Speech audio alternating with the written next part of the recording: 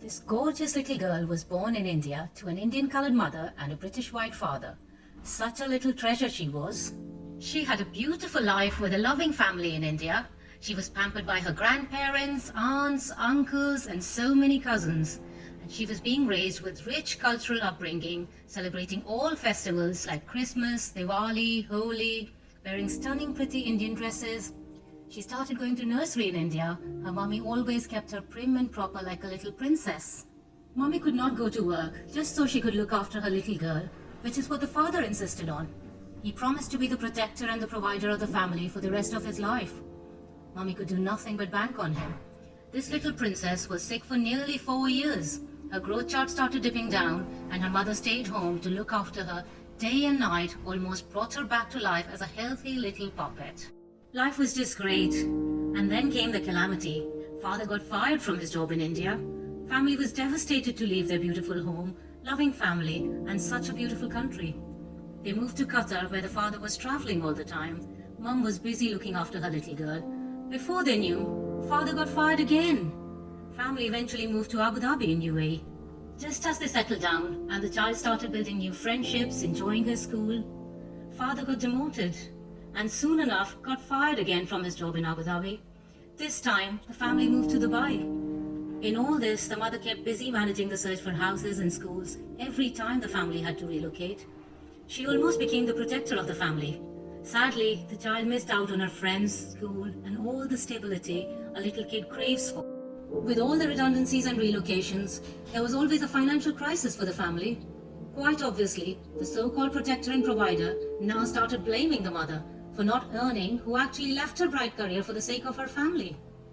Finally, with no choice left, she started looking for work and picked up some freelance assignments to support the family in rainy days. As this was seasonal come part-time, she still managed to look after her little princess, managing school runs, meals, homework, playtime, and so on. And now that the family was just settled in Dubai, not surprising anymore, father got fired again. And this time, he had to move to Bahrain for his new job. However, mother stayed back in Dubai with daughter. With travel between Dubai and Bahrain, she kept the family together as much as possible. Finally, after 6 months, just to bring the family together, mother agreed to move to Bahrain with daughter. She sent the daughter first just to start school in Bahrain while she wrapped up a project in UAE and dispatched the family's shipment. What happened now was just unbelievable for the mother. A day before her arrival in Bahrain, father had fled on a one-way ticket to the UK with the child. He abducted her, knowing very well that his British family, as well as the judicial system, would harbour his inhuman act of depriving the mother and child.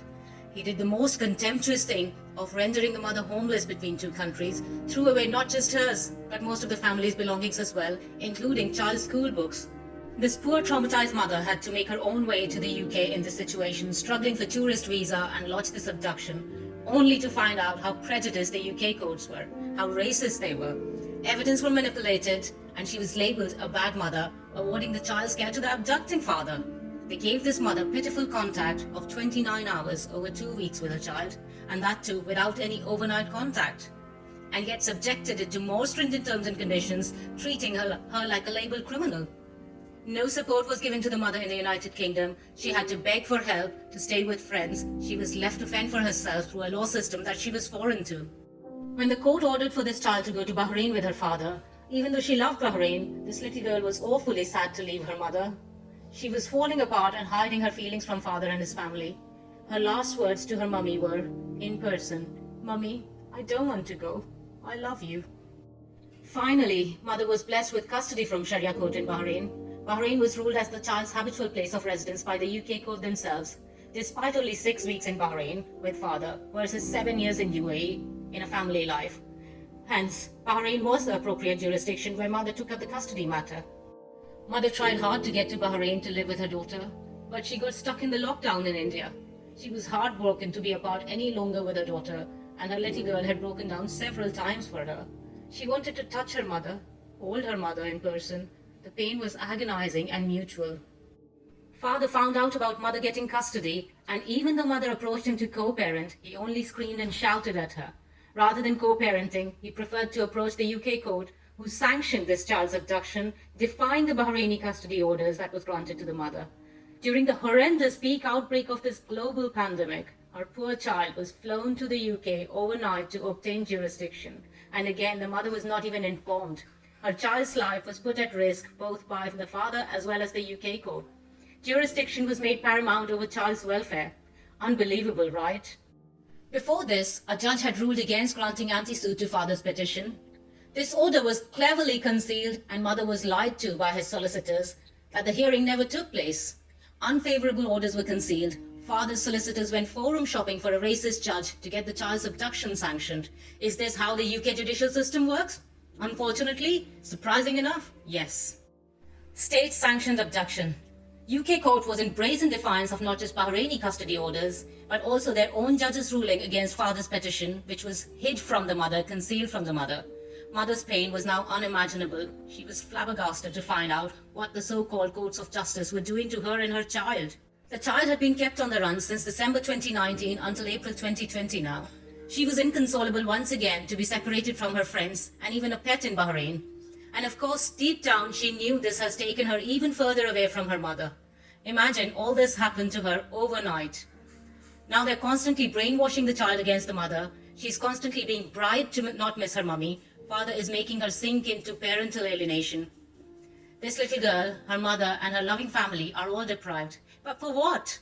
For UK courts to defend a British father's criminal act of abduction? A conspiracy he hatched with his parents? But guess who suffers? Not the white British father, not the white British grandparents, but the Indian mother, loving Indian grandparents, and the rest of the Indian family that the child is extremely close to. The UK court would now not let this child come to India.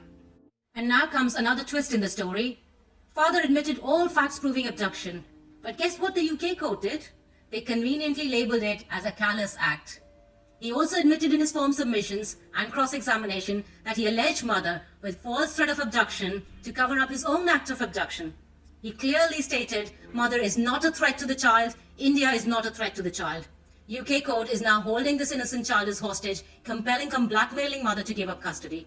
British father's act of abduction was pardoned, but mother taking custody from Sharia court was considered a punishable crime. The child has time and again conveyed, including in reports, that she wants to come to India and see her relatives. They're not letting her come to India. India is where she was born, where her family is. It's the child's heritage.